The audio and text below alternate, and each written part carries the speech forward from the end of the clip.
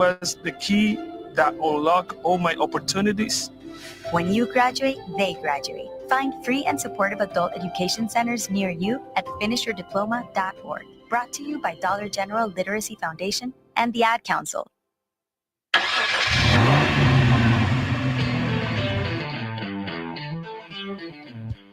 You're stepping into the fast lane on the VTRN Sports app, 93.3 FM and 1320 AM Lynchburg, or by asking Alexa or Google Home, open VTRN Sports Lynchburg. Now, take the fast lane through the topics that matter across the Commonwealth. This is the Fast Lane with Ed Lane. We're back, and we already have sound effects to start the Fast Lane as we welcome you back in after a couple of days off. I was in Chicago, Barrett Sports Media Summit. I'll, by the way, have some sports-related material that will be fodder for Fast Lane discussions in the next couple of days. We only have 3 this week because of the PGA Championship and Virginia Tech baseball as they cling to their NCAA playoff hopes this weekend against Virginia. They take over Thursday and Friday. So we've got all of that. But to channel our guy, Kurt from Good Burger. Well, I should have known. I should have known. If you're a fan of Virginia, Virginia Tech, or Liberty, sorry, JMU Dukes, they had a chance, but lost 3-2 to Coastal Carolina in the softball championship for the Sun Belt. But for the rest of them, if I'm those other 3 schools mentioned, as Kurt will remind us from Good Burger, well, I should have known. Because you probably should have known this was going to be the eventual outcome. That the SEC schools would dominate. They are. They've had great success historically speaking in softball, even before Oklahoma left the Big 12 to go to the SEC as the most dominant program in softball. Like historically, this has still been one of the strongest conferences in softball. And if you're a Virginia Tech or a Liberty fan, and you're shocked that you don't host a regional, I wouldn't be shocked. Disappointed and frustrated? Naturally. But if I'm looking at this most objectively, like if I'm thinking of this from a Virginia Tech standpoint, they played a challenging non-conference schedule. They weren't quite on the level of Florida State or Clemson, who were the top 2 teams in the ACC. But I think you could have made a very compelling case that Jefferson Forest Cavalier product Emma Limley and JF were worthy of being a 3rd ACC team to host a regional. With that being said, I at least understand why they're on the road to start the regional. But they're the one out of the grouping that had the most compelling case where you can go, oh, they probably should have made a regional as a host. But instead they go to Tuscaloosa against Virginia, against Alabama eventually perhaps, but they'll open up against Belmont. Just by virtue of the fact that Emma Limley's been as dominant as she is this year. Multiple perfect games and no-hitters, and they've had good hitting. Yes, it's an uphill battle, but Virginia Tech, they played Alabama this year. They've held their own against these type of teams. I think it does kind of stink because the ACC, shockingly again, as Kurt would remind us from, well, I should have known. From the good movie Good Burger, we should have known that their lack of conference strength across the board, top to bottom, could have hurt them. But this is a better ACC than in prior years. We mentioned Florida State. They look like World Series material. Clemson, strong team as well. They knocked Virginia Tech out of the ACC softball tournament in the semifinals. Virginia's been more improved. More on them momentarily. But this has been a really good conference. Duke's another one that's been strong in softball. This is real stout. I don't know if it's got the top to bottom depth, in part because when Oklahoma's in your conference, everything's going to be skewed to your way. But for Virginia Tech, you could have made the compelling case as the host. I'm disappointed if I'm a fan of Virginia, and I know there are a lot of UVA fans generally speaking around here, add more because Eden Bingham, their star pitcher, is from Rustburg.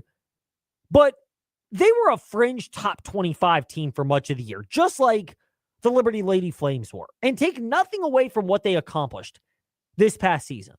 And the fact that neither Tech nor UVA won the softball championship in their ACC conference. Florida State and Clemson were the top 2 in there. They both had compelling cases, Tech more than Virginia, to at least be hosting in softball. And Liberty, it's disappointing. More so in the fact that they showed a lot this past weekend. And to their credit, they're going to need every bit of the scrappy, clawing nature that they showed this past weekend. Losing early on Friday, having to play that second game against Louisiana Tech, and then Paige Dorr finishing it off with this. It's deja vu, page door up with the bases loaded, and she drives it into right as Liberty is going on to play for a repeat. And for Liberty, they fought their way through that. That's been the hallmark of their team this year with Dr. Dodd Richardson. And I know we've often had her on before the regionals because of the short week this week in the fast lane, just the way it lines up on the calendar. Short show tomorrow because of Virginia Tech baseball. They've got Marshall. And then that series against Virginia between the Hokies and Hoos starts Thursday. So we don't have a fast lane Thursday and Friday. We're actually going to try to get Dr. Dodd Richardson on in the next couple of weeks because if you've listened to her before, and you can because as Coach Prime reminds us. And guess what? We keep receipts. At Fastlane, Ed Lane, wherever you listen to podcasts. Sorry, we don't have it quite on YouTube or Facebook Live. We just started that this year. But she is very spoken in her responses, which we love, but we need the time to be able to allocate. So no Dr. Dodd Richardson for Liberty Flames fans till later. But they're going to need all the scrappiness and clawing that they've shown throughout the entire season. They're going to Texas A&M, the top team this year in college softball. I know we mentioned Oklahoma and how they can buoy a conference, and it looks like they may be finding their form as well right at the perfect time. But Texas A&M, they've been one of the strongest teams in college softball this year. Liberty will open against Marist, but they're going to need that. And they're also going to need some of this, which is when you get a victory like the Flames did in their Conference USA softball championship on Saturday. They piled on with Savannah Woodward, as you heard on CBS Sports TV, CBS Sports Network. Is really good at firing up her team. Woodard driving deep right center. It's gone! A grand slam for Savannah Woodard.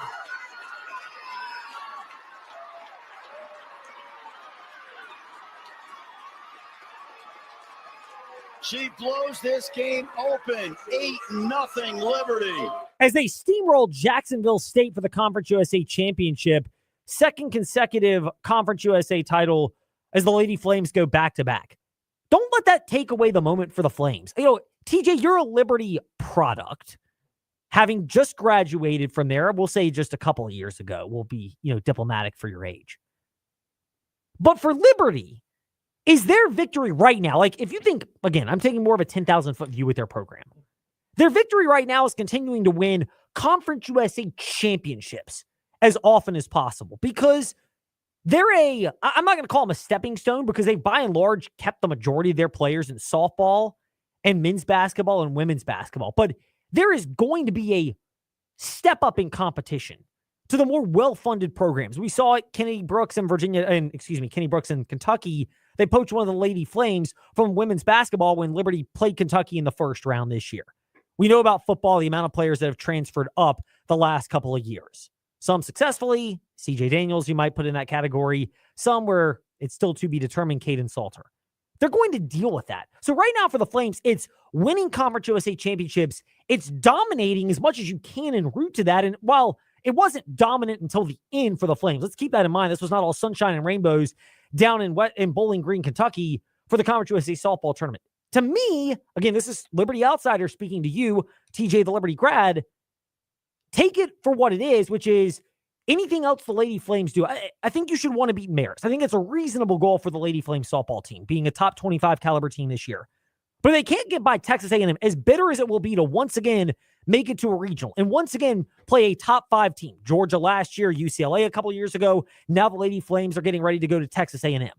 The reality is these are still standard markers for their program. And while they're not going to keep everyone, Dr. Dodd Richardson and Liberty have done a good job keeping cores of their players the last couple of years. And I think that's the philosophy that should stick with Liberty softball. But frankly, I think as Flames fans may get mad at me, but I think as an outsider, that should be where they measure their programs across the board. You said it perfectly, Ed, creating a winning culture, winning Conference USA at the top of your list. If you get farther in the regional and end up getting to the World Series, so be it. But that seems to be the thing at Liberty. Let's just win the conference and we'll go from there. Yeah, I mean, for Liberty, it's that, and it's the other opportunities. If you sit there and go, okay, we need to beat Marist at least, and let's say we lose to Texas A&M in our first matchup against them, the winner's bracket, and then we play, please forgive me here as I need to make sure, I ask for some level of forgiveness. Forgiveness is more than saying sorry. That hideous but comical song from the movie Just Friends. We're going to break that one out, by the way, in the fast lane. Forgiveness. I don't sing it as well as that actress does. But I don't know who Texas A&M plays. But we're going to go here just based on raw logic here.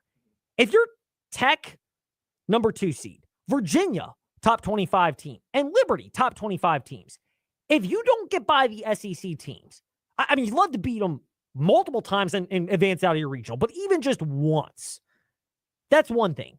But beating the other teams in your region, I think that's where you draw the line right now, particularly for Liberty, because as much of a non-conference schedule gauntlet as they played this year, Virginia Tech twice, they were beaten soundly by the Lady Hokies. I think Texas A&M is better. Like, I think that's reasonable to say. They played other challenging teams. Keep that in perspective, where if you're Virginia Tech and you're the Lady Hokies and go, we don't get out of Tuscaloosa, we're disappointed. It's hard, but I can understand that sentiment. If you're Virginia, I can even understand it for them as well in their regional. But for Liberty, we saw what happened when they had to step up against Virginia Tech, and Liberty's had a great run and a great season, but the Lady Hokies have elite pitching, and it shut Liberty down both times this year with Emma Lemley, the Jefferson Forest product. Liberty hung in there against Virginia, so it's a little bit different against Eden Bingham, the Rustburg product at UVA. But I think we have an idea of where Liberty is. And so if you're a Flames fan, temper your expectations in softball this weekend compared to Virginia, and especially to Virginia Tech. Low expectations for Liberty, but I mean, Dot's been here before. She's continually taken the Flames to this point. They play tough competition all throughout the season. She makes sure of it. So, yeah, I mean, I guess you could say, look, for Liberty, beating Marist is very important. As for VT and UVA, VT, UVA both have great teams. I personally love Corey McMillan off of Virginia Tech. Love watching her play. So, yeah, I think as far as VT, UVA go, I think you hope to see them win a couple games or two. For Liberty, I think, yeah, beating Marist is the goal. If you pull out the prime upset in College Station, we're going to be happy here at the fast lane. But, yeah, low expectations. Well, I mean, you should. And if Virginia can pull it off against South Carolina, which I don't think is insurmountable, Virginia opens against North Florida, I get it. If you're Virginia Tech, and I wouldn't say you should expect to win the Tuscaloosa Regional. But, no, I wouldn't expect it. But I think of the 3 local teams in softball, they're the ones that have the most compelling case. And if you're wondering why we're talking softball, we'll explain. With baseball, they're not quite wrapped up, so they're not quite in the NCAA tournament. Lacrosse, more on that in a moment. Women's lacrosse, more on that in a moment. Thanks to Duke, they've taken out pretty much everybody in our backyard. More on that in a moment. Again, in the Fast Five at 5-ish. Before we get to that, though, we need to get into the weeds tomorrow in the fast lane. But today, just a quicker recap of the NASCAR race at Kansas, which I don't think this was a bad race. Kyle Larson won in dominant fashion, but there were legitimate challengers to Kyle Larson. 2 of them were the most legitimate. Brad Keselowski in the 6 and Chase Elliott in the 9. And what it says about Elliott and Hendrick Motorsports, again, more on that tomorrow in the fast lane, because I think we're starting to learn some things about that organization and really the top grouping in NASCAR that we've known, but it's become more crystallized, and Kansas was the latest example. But I don't think this was a bad race, and there are distinguishing differences between it. Darlington, not a lot of passing. Texas, not very good. We all know how I feel about that track. Martinsville and Bristol, short tracks, NASCAR has struggled on those this year. But Alex Bowman said something which we get to decipher now in a quick version of what he said and what he meant. The best place to find true insight is in a press conference. Great kids, great school. Football's important to that team.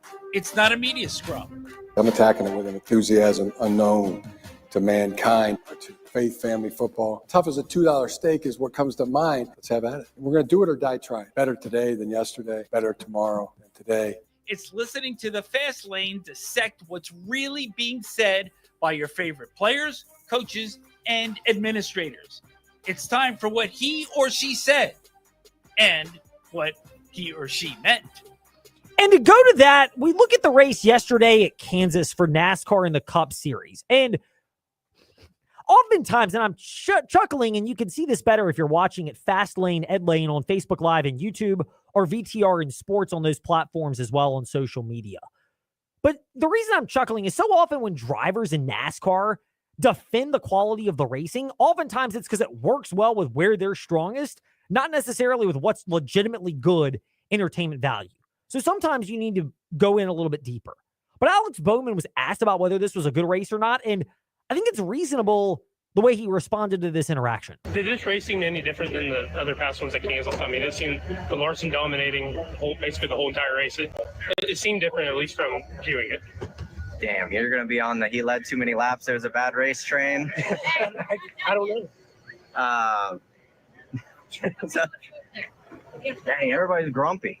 No, and I don't know. I mean, unfortunately, I wasn't really close enough to see the front. I thought the battle for the lead on restarts was pretty wild.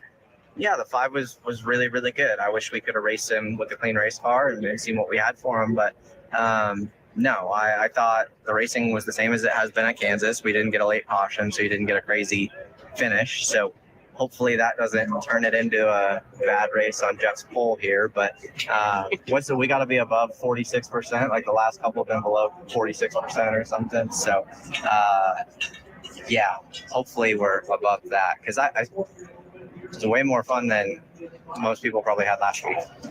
That's Alex Bowman. And we appreciate Frontstretch.com for that audio. We appreciate Frontstretch.com for the Alex Bowman audio from the NASCAR race at Kansas yesterday. Sometimes there's cliches that you get from athletes, coaches, and we'll put drivers and crew chiefs and car owners in NASCAR into that camp.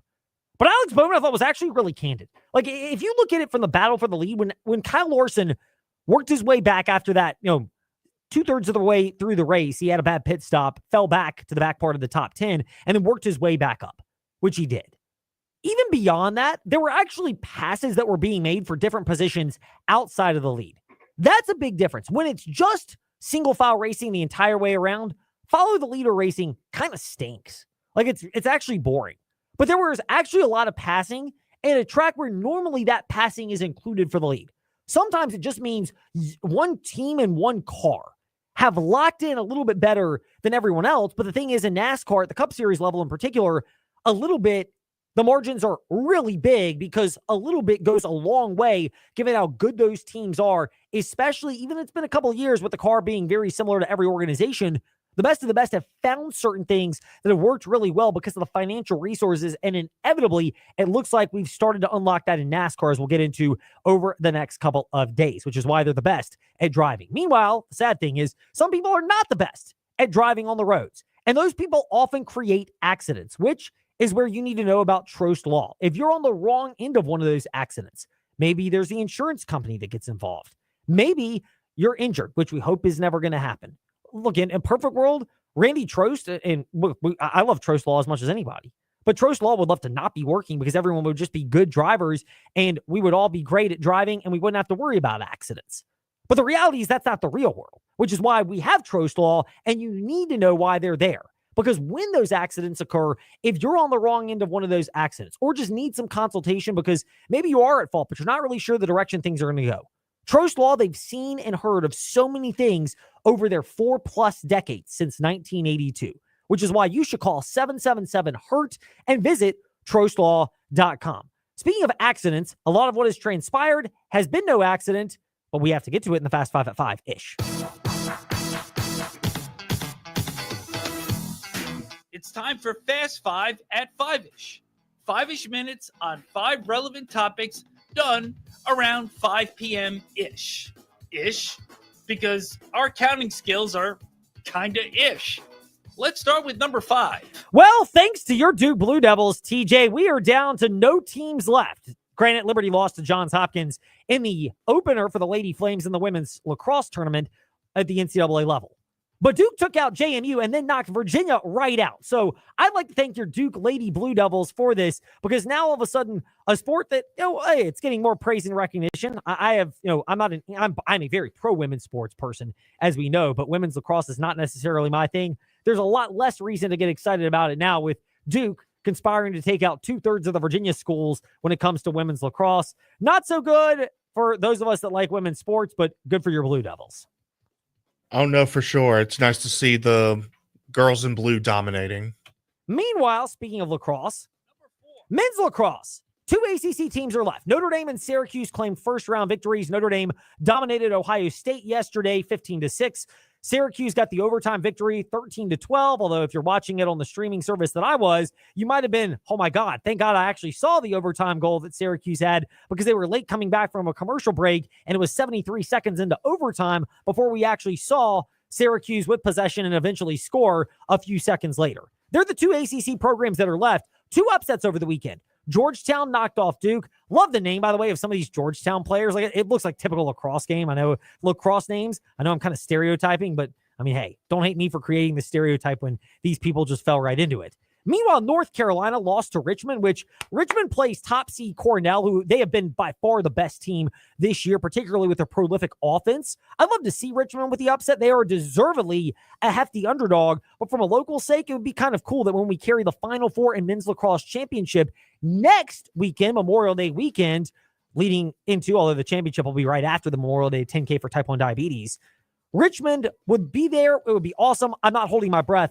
that it will happen. They are the lone hope for Virginia, given how putrid the Virginia Wahoos were in men's lacrosse this past season. Speaking of putrid, that is, the University of North Carolina and how things are unfolding with Bill Belichick. Boy, you talk about going around and around when it comes to Bill Belichick in North Carolina. First, the report came out Friday that Bill Belichick's girlfriend, Jordan Hudson, was banned from the practice facility in North Carolina after a podcast host revealed that he had interviews with numerous sources, quote, close to Belichick's family, end quote, that detailed the controversial relationship. Then North Carolina issued a statement saying she is in fact welcome at their facility. I know I'm venturing down a slippery slope here because, first of all, I think Belichick still wants to coach. I just think he's entrusted, frankly, the wrong PR expert. See our chat couple of weeks ago with Karita Parks of Parks PR, because at Fastlane Ed Lane, Facebook, Twitter, Instagram, wherever you listen to podcasts, and YouTube and Facebook Live. The buyout, by the way, for Belichick does drop from $10 million to $1 million in a couple of weeks. I don't think Belichick is as much of a I'm trying to get fired person as he is I am so used to being able to do things my way and not being told, and I'm not used to it being scrutinized. I think this is the most important thing to remember, by the way, with Bill Belichick. He's in a public university. When it came to the Patriots, you didn't have to disclose everything. The only books in the NFL that are disclosed are those of one organization, and that, of course, being the Green Bay Packers, because they're publicly traded. Everything else is private in the NFL. And it comes to public universities. In North Carolina, they are one. There's this thing called FOIA, Freedom of Information Act request, which means if you work for a public entity, people can file a Freedom of Information Act request, schools are included in this, and obtain salary information, contract information, all the nitty-gritty details that you might want. Belichick, for as much as he likes to be in control and as well-versed as he was in North Carolina, you kind of wonder if he was quite prepared for that. And again, rinse, wash, repeat here, but what we said with Karita Parks of Parks PR, if you have the right, not your 24-year-old girlfriend, PR consultant, you might be aware of this and be able to handle this situation a lot more efficiently. Meanwhile, Number 2, when it comes to some sports media news, it's out there. We'll go ahead and get ahead of this. Rich Eisen reportedly leaving VTR in Sports and the Infinity Sports Network to go to ESPN with his radio show. By the beginning of football season is a speculated timeline. No official comment, but theathletic.com and Andrew Marchand, who's the most respected sports media reporter, one of them, along with Richard Deitch and John Moran. Andrew Marchand has the report out. It makes sense for Rich Eisen. There's the rumor that somebody might acquire the NFL Network and ESPN could be that entity. If you look at ESPN, they've got to bolster direct-to-consumer subscriptions with the whole direct-to-consumer ESPN offering, which includes ESPN Plus, but they're trying to get people to pay for some of their other content as they shift further away from the traditional tethered to cable TV package, whether that's streaming platforms, satellite, cable, what have you. Eisen does fit that. And he's had a great show. He's got experience when it comes to covering the National Football League, which is one of ESPN's bellwether properties. From that sense, it makes sense. I have no reason to doubt Andrew Marchand's report. I'll say this. He's a great host, and we miss having him here at the Virginia Talk Radio Network. Good for him. But one of our greatest strengths, or our two greatest strengths, have been local sports coverage in the fast lane in the morning warm-up and play-by-play. We will see what happens next, but I have no reason to doubt the Rich Eisen departure is something that will transpire. Meanwhile, Number 1, we'll get into this with David Cunningham of TechSideline.com momentarily. I thought it was awesome, Metallica at Virginia Tech. I have no delusion that this is going to happen ever again. If you look at the locations for Metallica, And I think Chris Coleman brought this up, and David Cunningham, his colleague at TechSideline.com, can fill us in about 10 minutes in covering the Commonwealth. But from Virginia Tech's standpoint, they're the outlier in the Metallica concert tour location list. Like places like Blacksburg or even Roanoke, Lynchburg, Richmond, our backyard. For that type of an act, they don't even come to places like Charlottesville and Richmond. They're going to major metropolitan areas. Washington, D.C., Charlotte, North Carolina, maybe Raleigh-Durham, Philadelphia, New York, Atlanta, Chicago, Los Angeles, all of those type of places. Virginia Tech's a one-off. It was awesome they pulled it off. I think it's cool as all get out that the Richter scale measured the Enter Sandman when the Enter Sandman entrance that Virginia Tech has when Metallica did that live. To the Tech fans out there that went, I hope you enjoy it and have awesome memories from it. I know of a number that did. And again, I'm not a Tech guy. I've been on field level for Enter Sandman. It's awesome. I've got my fill for that. But I'm not emotionally tied to Virginia Tech the way Trey Lyle is from the morning warm-up, 7 to 8 a.m. right here on VTRN Sports, or others in Virginia Tech lore are. And for those folks, I think it's awesome that they got to experience that this past week. Meanwhile, you'll get to experience the real expert takes when we return here in the Fast Lane. It's time for part one of covering the Commonwealth next on the VTRN Sports app, and Ask That Smart Speaker, open VTRN Sports. Get ready to fall head over heels for the perfect VW SUV. One size doesn't fit all, though, and that's why Volkswagen has an SUV for everyone. From the compact and affordable Volkswagen Taos to the tech-packed Tiguan and the spacious Volkswagen Atlas. No matter which one fits your lifestyle, you'll love the comfort, performance, and safety. Stop by Terry Volkswagen on Forest Road in Lynchburg or check us out online at terryvw.com. Terry Volkswagen. You'll love our cars. Do you know what a cold climate heat pump is? They're a new generation of heat pumps from Tara Lee Mosley that provide substantially more heat than traditional heat pumps, even when it's 5 degrees outside. This means your electrical auxiliary heat runs less, saving you big time on your electric bill. And with the recent spikes in electric utility rates, that's crucial. Plus, these new heat pumps qualify you for a $2,000 federal tax credit. Contact Tara Lee Mosley for more info on the new cold climate heat pumps. At the Trost Law Group, the only basis upon which we judge ourselves is by the client's success. Everyone on our team understands our responsibility to our clients, which is why we'll do everything we can to be on top of our game for you. If you've been injured in an accident, you need a team who's focused on how they can benefit you. If you've been injured as a result of someone else's negligence, call the Trost Law Group at 777-HURT. That's 777-HURT, and put us to work for you. Hi, I'm Chuck from Aquatrack Adventures in Salem. The Virginia Talk Radio Network and InsaneRadioDeals.com have helped our company grow by sharing our company's message throughout Central and Southside Virginia. The gift cards and experiences sold on InsaneRadioDeals.com have brought us many new customers. If you're a business that wants to grow with a message that resonates and gets results, I highly recommend InsaneRadioDeals.com and the Virginia Talk Radio Network. Simply put, it works. The sweet smell of victory from your child or grandchild sporting event. It lasts a lifetime. Sadly, the smell of sweaty kids also lasts forever in your home and your car. So before the game or practice, swing by Anderson's Country Market 2 in Madison Heights. Grab Flame & Arrow car diffusers for when the kids get in the car. And pick up some Flame & Arrow candles to keep the house smelling great. And to be extra certain, grab some Adoratio Farms goat milk soap and lotion. Before practice or game time, drop by Anderson's Country Market 2 on the northern tip of Business 29 in Madison Heights towards Monroe. Step into the Fast Lane 24/7 at Trey Lyle VT and Fast Lane Ed Lane on Facebook, Twitter, Instagram, YouTube, and wherever you listen to podcasts. Now, back to the Fast Lane. 3-2 was the score in JMU's Sunbelt title game loss. In the bottom of the 7th inning, they fall to Coastal Carolina. 3-2. The number JMU fans don't want to remember. So they should remember 3-0 instead, because when you enter the promo code DAWL at checkout at InsaneRadioDeals.com, you get 30% off the list price of every single item now through the end of May. That includes new Linex of Lynchburg spray-on bed liners, plus Great gift certificates. I think we have a couple of Anderson's Country Market 2 gift certificates still available among the new items. And of course, if you're going to Roanoke, Donnie D's Bagel and Deli, you can go ahead and lock in your entry to the Star City Half Marathon and 10K and pick up a couple of Fleet Feet Roanoke gift certificates good to the store in Roanoke at InsaneRadioDeals.com. Plus, so much more. Just enter the promo code DAWL at checkout for 30% off the list price of every item. Speaking of a doll of great insight, we don't mean that because he looks like it. We mean because the insight is fantastic. We go there right now with Covering the Commonwealth.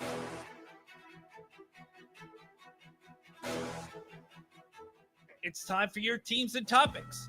Covering the Commonwealth, a look at teams and topics from around the Commonwealth. Let's start with the JMU Dukes. With Shane Metlin. He's at Shane_DNR Sports and DNRonline.com. Shane, great to be speaking with you in the fast lane.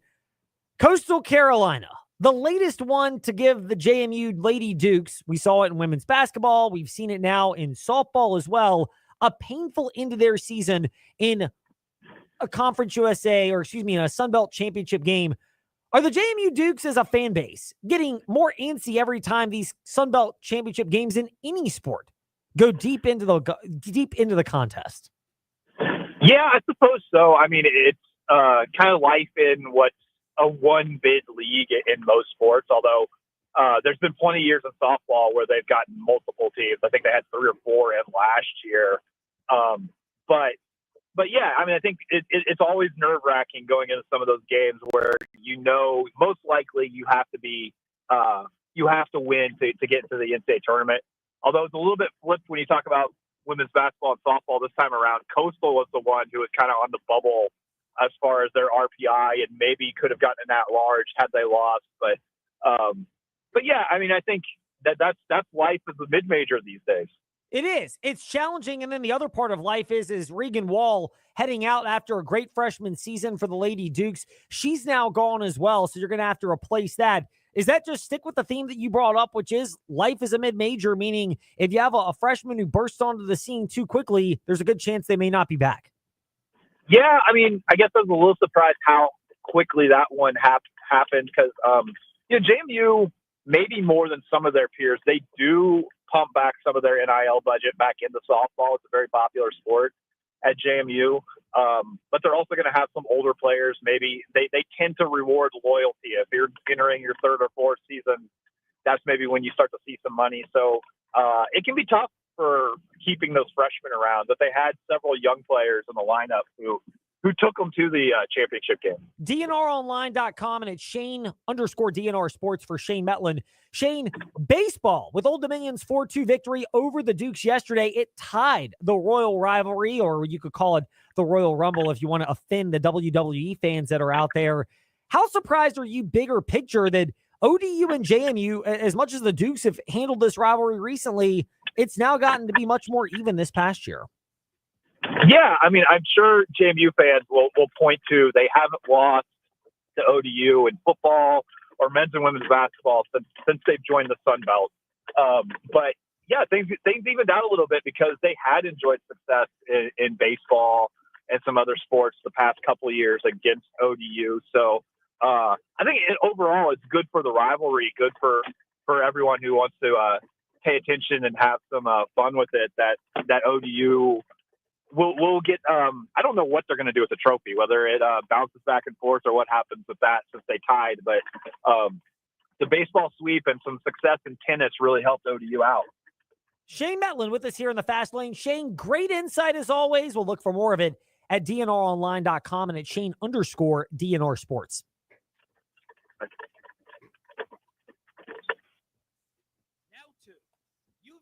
With JerryRatcliffe.com founder and contributor Jerry Hootie Ratcliffe, who's with us here in the Fast Lane. Hootie, Virginia baseball. A month or so ago, it looked like this team was leaking oil and taking on water, but they've really rallied the last month or so of the baseball season. How big was that victory yesterday against Miami to complete the sweep against a surging Hurricanes team and maybe solidify the Wahoo's chances, probably not of hosting a regional, but of at least getting into the NCAA tournament with a still dangerous roster? They were struggling for a long time, and the pitching really wasn't living up to expectations. But that's settled down a little bit, and the bats have really come alive. Henry Ford was spectacular yesterday. And, you know, they were able to sweep a really good Miami team, something rarely happens. And Virginia's now 30-16 overall. I think it's the 20th time in 22 seasons under O'Connor that they've won at least 30 games, and 14-10 in the ACC. So I think they're lining themselves up pretty good. They still got a home game tomorrow night, and then a series down at Virginia Tech over the weekend. But they could improve their standard a little bit better. Yes, they could. Things were blowing out of Disharoon Park, particularly on Saturday and even Sunday. Speaking of blowing, by the way, Virginia men's golf, they're dealing with blowing winds that have delayed their action until 7 p.m. Eastern. That's 4 p.m. West Coast time, and it will be out late enough out there that they might be able to get most or all of the round out there. 36-mile-an-hour winds with gusts approaching 73 miles an hour. Have you seen anything like this? I think you see those winds, the trade winds in Hawaii sometimes when the PGA Tour starts their season out there, but it's pretty rare to see that kind of wind on a golf course or anywhere else. But, wow, that can really affect a golf tournament without question. And Virginia's men's tennis teams did a great job this weekend, too, holding off Arizona and advancing to another Final 8, essentially. Yeah, I mean, they've done fantastic. You've got that right up at jerryratcliffe.com under the Olympic sports section, where you also touch on the Lady Cavaliers receiving the number 2 seed in the Columbia Regional of the softball tournament for NCAA. We'll get to that in a moment, but there is Virginia men's basketball news that you brought up as well. Malik Thomas from San Francisco, the latest Wahoo basketball player to commit to UVA. And it comes on the news that you broke at jerryratcliffe.com after Ryan Odom threw out the first pitch a couple of days ago at Disharoon Park, which is the GM role is on hold. How much is this roster as we've seen it right now? Another guard, another one with length, another one who can shoot the three, and another one with seemingly some good maturity, having been at multiple stops. All of that leading to the roster that Ryan Odom wants, not a GM. Yeah, I mean, wow, it's just spectacular what they've been able to accomplish. And yeah, he wants to hold off on the GM thing until they get the roster settled. And they're still out there recruiting. They're still waiting on the decision, I think, from the NCAA on the big Belgian kid. But Malik Thomas was a huge get, a shooting guard out of San Francisco. Got an extra year of eligibility. And, you know, some people argued that he should have been the West Coast Conference Player of the Year last season. He averaged 20 points a game, shot 40% from three, and just all-around solid performer. So a lot of Virginia fans were more excited about him than any other player they've gotten through the portal so far. So they're just tearing it up in the portal. I think it could be a fun team to watch this coming season. It'll look a lot different, that's for sure. The insight looks different when the news breaks, but it's all good at jerryratcliffe.com on the Virginia Cavaliers. Hootie, great to chat as always. Thank you once again for your time. Glad to be with you, Ed. We'll see you soon. Indeed. Jerry Ratcliffe with us here in the Fast Lane with David Cunningham of TechSideline.com. David, Enter Sandman. History was made. It was the last song when Metallica performed Wednesday night, and it helped register on the Richter scale in Blacksburg. How cool of an experience was that, even if it is what I will say is a once-in-a-lifetime experience, given that, as your colleague Chris Coleman mentioned in the TSL Recap podcast on Thursday, I believe it was when that dropped. Maybe it was Friday, either day that it dropped. You know, there's Blacksburg and then a bunch of major metropolitan areas, so it's unlikely Metallica will come. That Virginia Tech fans have a real cool memory capped off by Enter Sandman. Yeah, I don't know that it'll ever happen again, but it's certainly awesome. And I think it was a full circle moment for a lot of Virginia Tech fans, but also for Metallica. You think about from their perspective, they had, you know, this song of theirs kind of become an anthem for a school, a team for, 20 something years. And then they get to go perform it live, and they walked out to it and then they perform it live. And, Virginia Tech Lane Stadium often registers on the Richter scale, has over the years for numerous Enter Sandman's various games, Ohio State in 2015, stuff like that. But I mean, for it to be to Metallica in person, really, really cool, really special. Again, who knows if it'll ever happen again? Certainly a once in a lifetime kind of thing. If it does happen again, I think Virginia Tech fans will be very, very lucky. But just an awesome atmosphere, an awesome evening, and Metallica puts on a great show. They do, and they did for Virginia Tech fans this past Wednesday. It's really cool just the way everything unfolded, from the jerseys they got to the recognition for both parties of how Virginia Tech and Metallica have been a real neat partnership. Shifting away from that to Virginia Tech softball. Bitter pill to swallow that despite their great season, they have to go to Tuscaloosa instead of hosting a regional when they open against Belmont this coming weekend. Yeah, I think it is a little bit frustrating on their behalf. I think a lot of Virginia Tech fans are upset and annoyed that the Hokies weren't hosting, but the bottom line is that, yes, they had the nation's longest winning streak at one point, but they weren't quite great all year. They had some slip-ups. I think back to a couple weekends ago where they lost to Pitt, a series. It wasn't like they just lost one game. It was they scored 20-plus runs in the second game of the weekend, but lost the other two and could barely score in one of them or two of them. So it's like, it's those kind of performances where, and I don't know that the Clemson game in the ACC tournament semifinal late last week has that much of a factor in it, but you close out that Clemson game in the pouring rain, which, albeit that was a terrible, terrible way for that game to end. But if you close that out, you're sitting here playing the ACC tournament final, and you've got a better case to host. I just think that there were too many little things along the way that the NCAA tournament selection committee could kind of poke holes in. And, for Oregon, who got that final spot, well, Oregon had a lot of top 10 wins. Virginia Tech only had one of those, which came against Florida State recently. So, yeah, it's a little bit of a give and take. And, the good news for Virginia Tech is you've seen Alabama before. That's not the most difficult region. Tech split with the Crimson Tide earlier in the year when they went down to Tuscaloosa. They played really, really well one game, and then the Tide played really, really well the next game. So this is going to be a really interesting opportunity, really interesting couple days for the Hokies when they go down to Tuscaloosa. I think they've got a really good shot to get out of it. I know it's not what Virginia Tech fans wanted, but I think it's not the worst spot to be in.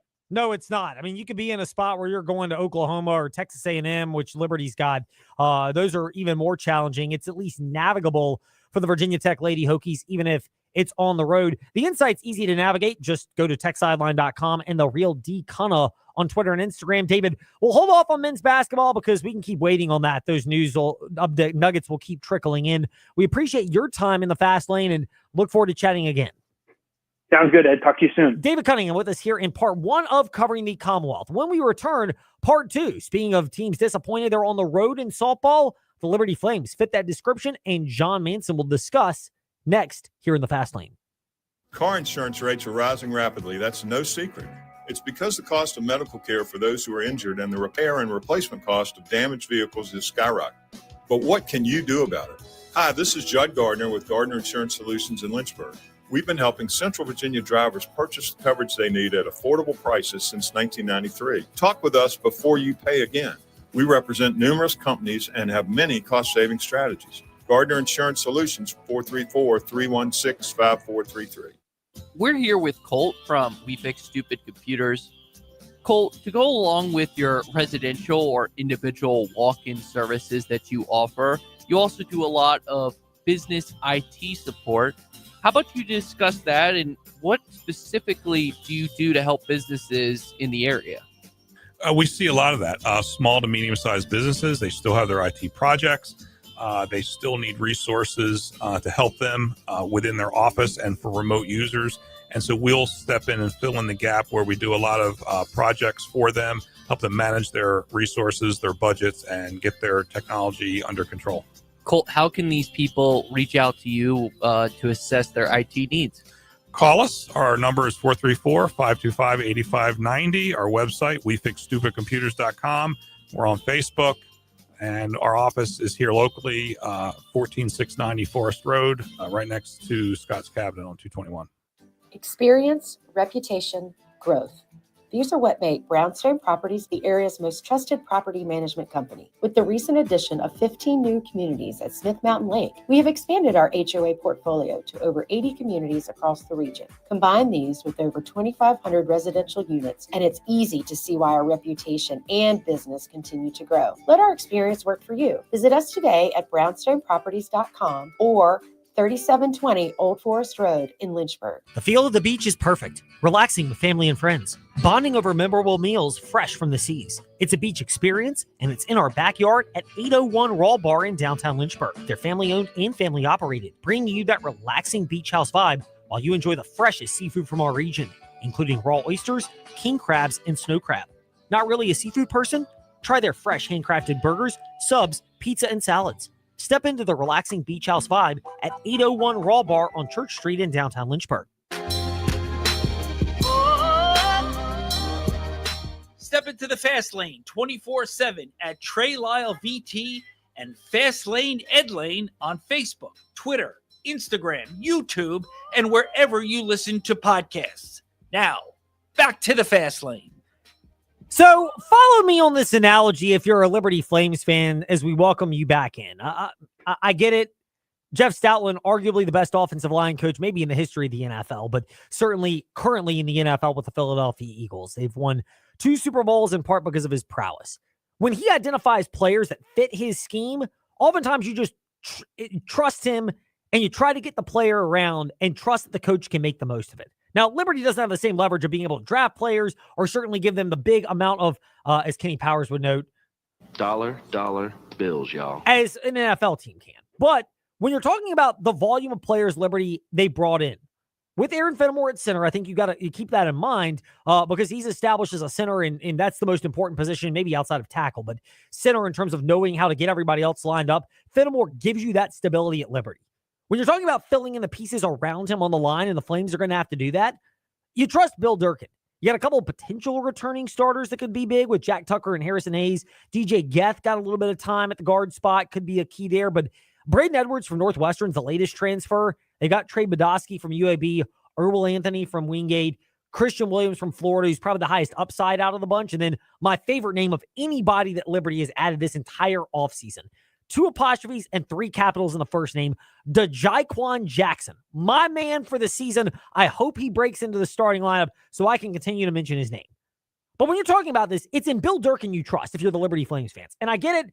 Our guy, Philip Doss, from the morning warm-up where you hear him more regularly, and congratulations to Philip, by the way. He was part of the graduating class at Liberty this past weekend. Yes, very much so. Very much a clap and congratulations to Philip. But it's trusting Bill Durkin, knowing what to do and how to get the most out of the offensive line. So when I see a guy like Braden Edwards, I don't immediately think superstar, but I just sit there and go, you know what? It doesn't mean it's going to be seamless early, but I trust Bill Durkin can identify guys and envision roles and backup plans where they may fit. Where am I off base? Where am I not? This is where we get to be critiqued by the expert right now.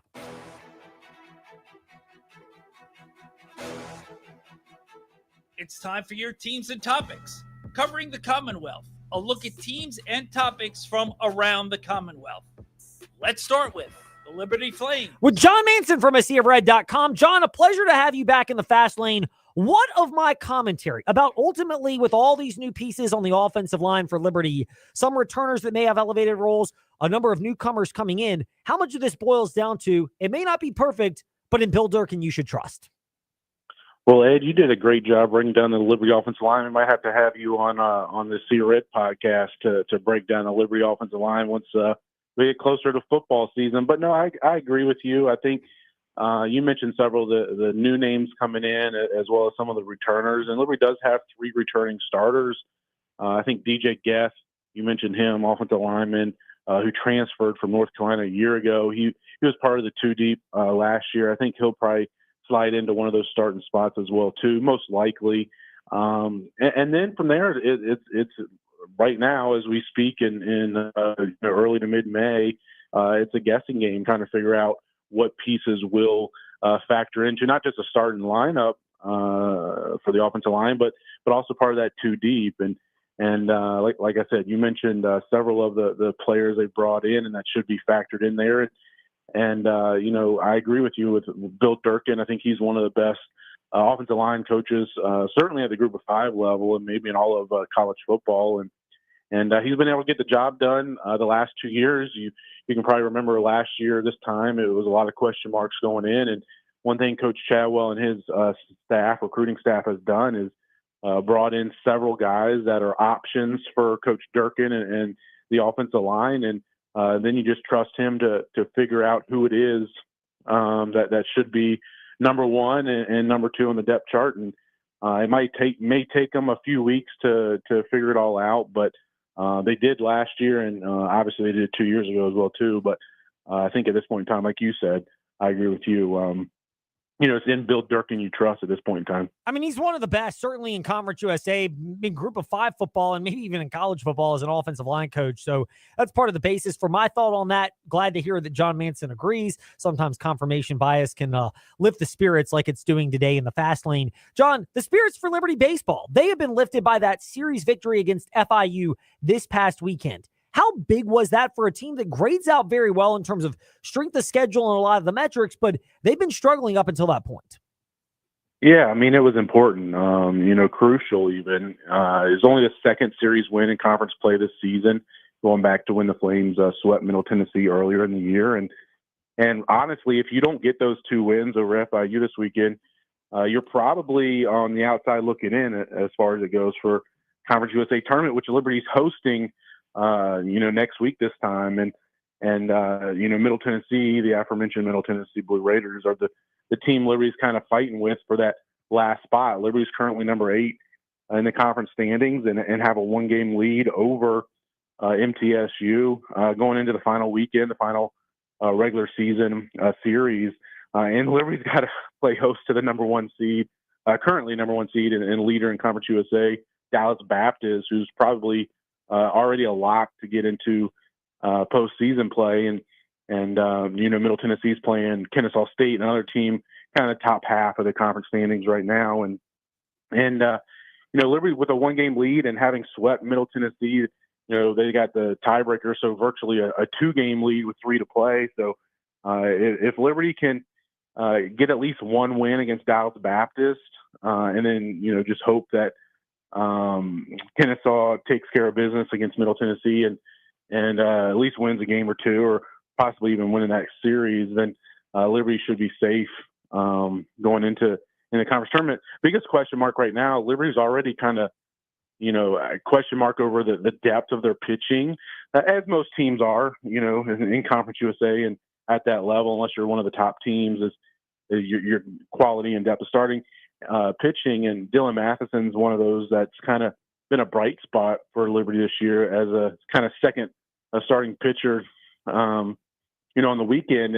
And he had to exit early this weekend from his start, the loss on Saturday to FIU, with an undisclosed injury. We haven't really heard yet on his status, but Liberty will certainly need him healthy and in the lineup. Maybe not this weekend, but assuming Liberty takes care of business and is able to get into the conference tournament in Lynchburg here in just over a week. You definitely need Dylan Matheson on the hill to give you an option to hopefully try to make a late run in the conference tournament. JC Manson and A Sea of Red are the Twitter handles for John Manson from aseaofred.com. John, we'll get into the bigger picture part of Liberty winning Conference USA championships. They got another one in softball over the weekend. But they get the victory. They scrapped and clawed their way. Coming back, they lost that game early Friday. They beat Louisiana Tech in a walk-off, and then they surged against Jacksonville State to win the Conference USA title. Their reward is a trip to College Station, arguably one of the top teams in college softball this year. So getting out of that regional is going to be a challenge. Overall, though, how much did the Flames' grit combined with the ability to dominate when they need to, at least, again, it's not going to guarantee a victory. This may be the hardest of their regional trips that's included Georgia and UCLA in recent years, but give them at least an opportunity to maybe make things interesting down in College Station. Yeah, I think anytime you got a pitcher like Elena Escobar, she can give you a chance against anyone. And we saw what she did this past weekend in the conference tournament in Bowling Green, Kentucky. And pitched a complete game, 10 innings, over 160 pitches, kind of late into the night, Friday night, and then turned around Saturday, less than 24 hours later, and pitched another complete game in the conference championship game. And she pitched a total of 21 innings, 3 different games over the course of the tournament, 3 different days, gave up 1 run. So, I mean, if you have that type of pitching, that level of pitching, and obviously Texas A&M is going to be a huge challenge for her and the Flames, assuming those 2 meet, which you would think so as the top 2 seeds in the region. You have a chance, and Liberty certainly believes they can get it done. They've been to the regional final. Obviously, last year just 1 out away from making the Supers, and they've Coach Richardson always schedules tough opponents in the non-conference early part of the season. So they played several of these SEC teams that you see in the field, and they won't be intimidated by going up against a team like Texas A&M or being in that regional. But it is going to be a tall task, and Coach Richardson would say is you just got to take it 1 game, 1 pitch at a time, and that starts with Marist on Friday afternoon. And Marist, is not a team that Liberty should overlook. I mean, they're a team that won the MAC and 47 wins, I believe, and has won 17 straight. Hasn't lost in about a month. So they're playing really well and with a lot of confidence, and we'll certainly be looking to knock the Flames off Friday. But it should be a fun weekend following the Lady Flames as they head down to Texas. Most definitely. It's always fun when we get to chat with John Manson. You can keep up with his insight at aseaofred.com, A Sea of Red, and JC Manson on Twitter as well. John, always good to have you in the fast lane. Thank you once again for your time, and we'll have plenty to discuss in some form next week. Sounds good. Thanks for having me on, Ed. John Manson with us here in the fast lane on W227BG Timberlake, WVGM AM Lynchburg, WMNA Gretna, Danville Southside, and the VTRN Sports app, and Ask That Smart Speaker, open VTRN Sports. Caleb Barnes of Frontstretch.com hanging out with us today in the fast lane. He recapped the race at Kansas yesterday on the Frontstretch Stock Car Scoop. Caleb, was it a bad race, or even when you have your best tracks, you're just going to have some venues like that where sometimes one of the best teams, which is the Kyle Larson team, on arguably the best organization, are just going to lock in, and it's going to be really difficult to beat them unless everything goes right? Ed, I think it's a combination of a lot of different factors. It's really hard to narrow these things down to one reason, but obviously whenever you've had a track that's been as good as Kansas has, as consistently as it has, it sets a really high expectation, but you're going to eventually, that streak's going to get broken some way, somehow. The race was different from some of the past dominating efforts like we saw with Larson out of Bristol, and he was pretty dominant at Texas until things went haywire at the end. This race, there was actually passing throughout the field, and I think that's something important to set apart and look at, like, can guys still make moves? Can guys still get by other drivers? And that was happening. It just wasn't happening at the front. Kyle Larson was just too good, and I think he figured this car out. And if these races go as normal, if he can avoid any sort of late race cautions and crashes like he did this weekend, then I think it's going to be hard to beat Kyle Larson really the rest of the season. I mean, he's not going to win every race, but when they're locked in like that, they are really difficult. How much are people underestimating the fact that, I mean, we've talked about the cream rising to the top in NASCAR. Penske, Gibbs, and Hendrick, or offshoots, if you want to call Josh Berry that with Wood Brothers, have basically clean swept NASCAR through the early portion of the year. And if you're looking at those organizations that are the most locked in, there have been some blips on the radar with all of them, but Hendrick looks like they're the most secure right now. Yeah, those are definitely the top 3 organizations are doing what they do best. And I think that's just, again, part of the byproduct of year 4 of this car. Anytime you see a new change, whether it's a new car or introducing a new racetrack, you're going to see some different players up near the front of the field.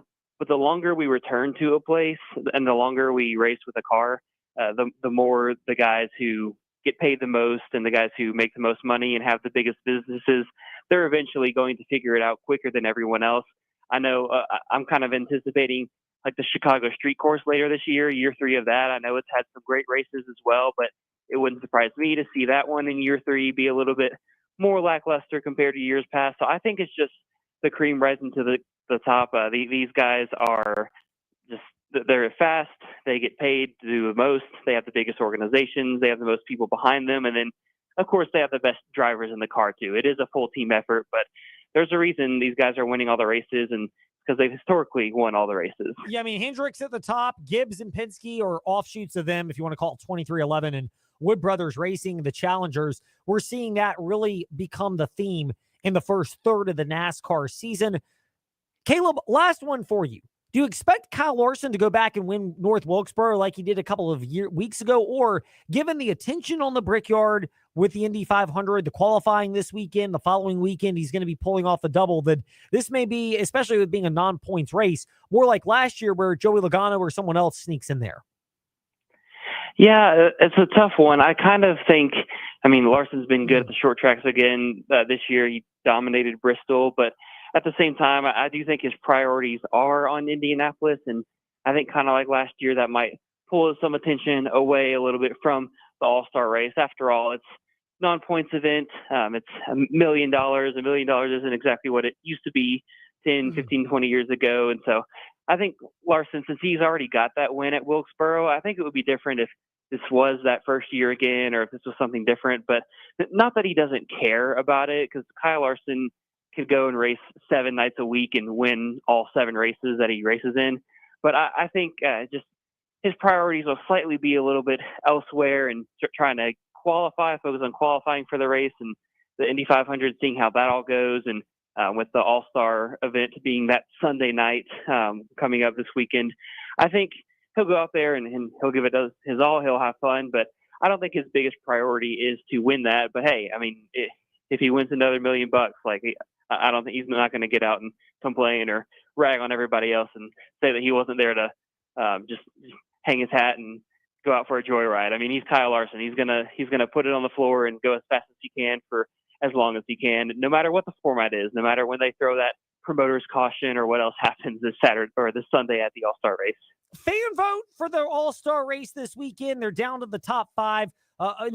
Anytime you get a chance for Bubba Wallace to get in there, I think it's great for NASCAR. Obviously, I'm a little biased when it comes to that, as many of our listeners will know.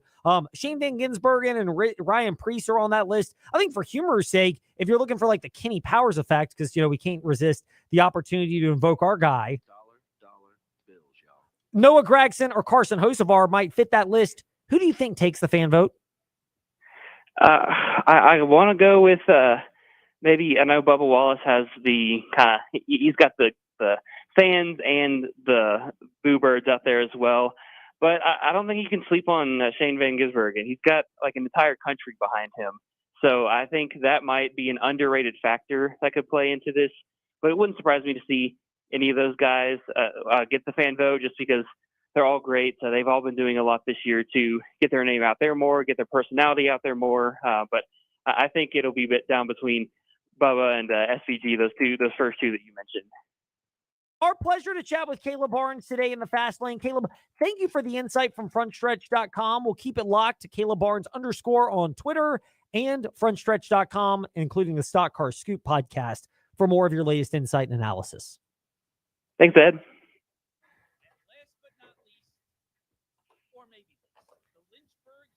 There's the whole chicken and egg theory, so that's where we're going to go with Jason Prill of the Lynchburg Hillcats. Their play-by-play broadcaster is with us in the Fast Lane. The chicken and the egg could be pitching or hitting, and we'll get to that in a moment. But first of all, hey, we might have been onto something when the Hillcats lost 10-0 and 4-1 to Fredericksburg after we chastised their doubleheader loss last Sunday in the Hill City. But then they went off and won 4 in a row, which brings us to our chicken and egg question, Jason. The chicken and the egg. Was it the pitching that set up the hitting to break out? 3 of the 4 games, they scored 7 or more runs. Or is it the fact that the pitching carried the way with 3 of those 4 games under 3 runs, 3 runs or fewer, and all under 5? Yeah, I think it's really the pitching that's carrying the hitting, and obviously Sunday's score is going to make it look like it's the exact opposite. We won 15-3, which makes it seem like the offense is clicking and firing on all cylinders. I think it's the pitching that's doing that. Yeah, they had a couple rough games at the start of the series, but they're able to bounce back, and this is a very talented and deep pitching staff, and for the most part, they're winning 4 out of 6 in every single series, and you're only doing that in minor league baseball when you have solid pitching. So I'm going to say it's the pitching paving the way and allowing the hitters to kind of be free and not feel like they have to put dozens of runs on the board to win every single night. Just a little PSA, by the way, LYN Hillcats on Twitter and Instagram. Keep it locked there, as well as Lynchburg-Hillcats.com, because there is inclement weather likely on Tuesday with rain. So that schedule for the Tuesday game, 6:30 p.m. over at Lynchburg City Stadium, that game might get moved around. Just keep it locked. A little PSA from us here in the fast lane. It may feel a lot different, though, on Friday. You've got Aloha shirt giveaway night on Friday, Matchbox car giveaway on Sunday. Out of those two, which one's your favorite and why? I know you just talked NASCAR, and that kind of leans more to the Matchbox side of things, but, I'm dreaming of warmer weather right now. I'm dreaming of going to the beach at some point, and I think I got to lean on the side of the Aloha Hawaiian shirt. That's going to be kind of my vibe, I think, this summer. You might see me at the ballpark busting that out a couple times. So I'm going to go with the Hawaiian shirt. If you haven't seen it yet, check the socials that you just plugged. They are pretty incredible. They're really sweet, well-designed, and very comfortable. JasPrill19 for Jason's personal ones, as well as LYN Hillcats for Twitter and Instagram updates with inclement weather Tuesday coming to the Hill City. Jason, it's always a pleasure to have you in the fast lane. Thank you for the update for what's going on the diamond with the Hillcats, as well as in the stands as the Hillcats are back in town. Absolutely, at any time. I hope to see you there for the Aloha shirt as well. I know you just love those Hawaiian shirts, Ed. Nobody like me and Andy Reid. Those are the two that love Hawaiian shirts the most. Jason, thank you for your time today. Thank you as well, Ed. Our pleasure. Jason Prill with us to wrap up the fast lane. We went long today because we're going short tomorrow. By the way, tomorrow night, we've got Virginia Tech baseball. Tonight, we've got hockey at 6:30 p.m. Caps, Canes, Game 4 action here. I'm guessing you're a Canes fan, by the way, TJ? Yes, huge Canes fan, man. Huge. You and many others. Wednesday in the fast lane. I don't know if it'll be you or Ty, but Wednesday, Neil Smith, NHL Wraparound Podcast with an update on wherever that series is going when we get to Wednesday's action. In the meantime, check out the games tonight, our show tomorrow, and more in the fast lane. Now, on to some version of Make It Rain with Adam Shine in progress. 6 of 7 from 3. Pritchard was terrific. Tatum was terrific.